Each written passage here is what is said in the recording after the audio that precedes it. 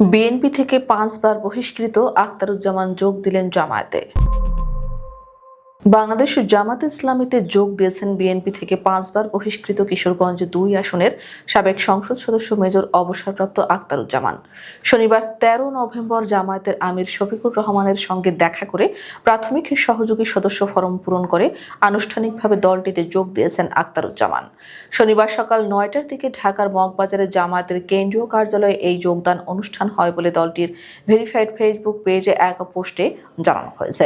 এ সময় জামায়াতের আমিরের সঙ্গে দলের সেক্রেটারি জেনারেল মিয়া গোলাম পরোয়ার ও সহকারী সেক্রেটারি জেনারেল মাওলানা আব্দুল হালিম উপস্থিত ছিলেন।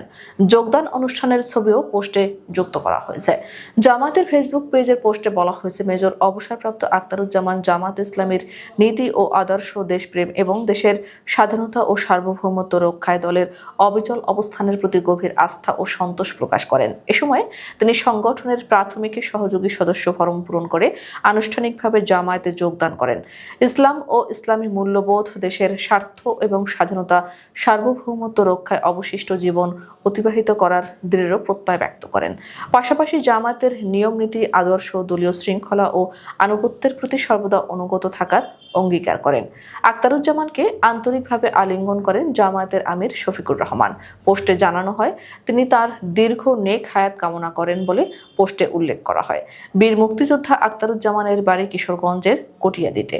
কিশোরগঞ্জ 2 আসন থেকে বিএনপির মনোনয়ন নিয়ে 1991 ও 1996 সালে টানা 2 বার সংসদ সদস্য নির্বাচিত হন। তখন আসনটি কেবল কটিয়াদী উপজেলা নিয়েই ছিল। এখন এই আসনে যুক্ত করা হয়েছে পাকুন্দিয়া উপজেলাকেও।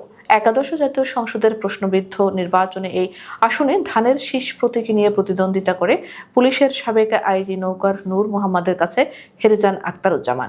একসময় তিনি কিশোরগঞ্জ জেলা বিএনপিরও সভাপতি ছিলেন।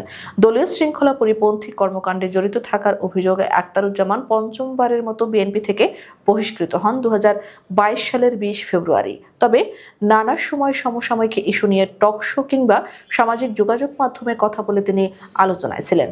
এমন অবস্থার মধ্যে তিনি জামায়াতে যোগ দিলেন। প্রসঙ্গত, বরগুনার বামনা উপজেলার সাবেক উপজেলা চেয়ারম্যান ও বরগুনা জেলা বিএনপির বহিষ্কৃত সহ সভাপতি সৈয়দ মঞ্জুরুর রব মুর্তজা আহসান মামুন জামায়াতে ইসলামীতে যোগদান করেছেন। এ সময় বরগুনা জেলা জামায়াতের আমির অধ্যাপক মাওলানা মুহিবুল্লাহ হারুন ও বরগুনা 2 আসনের জামায়াতের প্রার্থী ডাক্তার সুলতান আহমেদ ফুল দিয়ে তাদের বরণ করেন।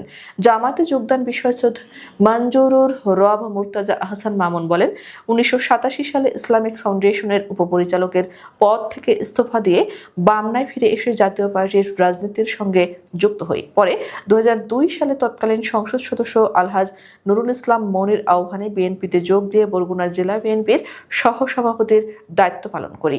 2014 সালে উপজেলা পরিষদ নির্বাচনে অংশ নেওয়ায় আমাকে বহিষ্কার করা হয়। পরবর্তীতে একাধিকবার আবেদন করেও দলে ফিরতে পারেনি। তিনি আরও বলেন, বিএনপি থেকে বহিষ্কারের পর দীর্ঘ সময় নির্দলীয় অবস্থান থেকে এলাকার শিক্ষা, সমাজসেবা ও উন্নয়নমূলক কর্মকাণ্ডে যুক্ত ছিলাম। সাম্প্রতিক সময় দলের অভ্যন্তরীণ সংকট ও নৈতিক অধঃপতনে হতাশ হয়ে আমি জামায়াতে ইসলামীতে যোগদানের সিদ্ধান্ত নিয়েছি।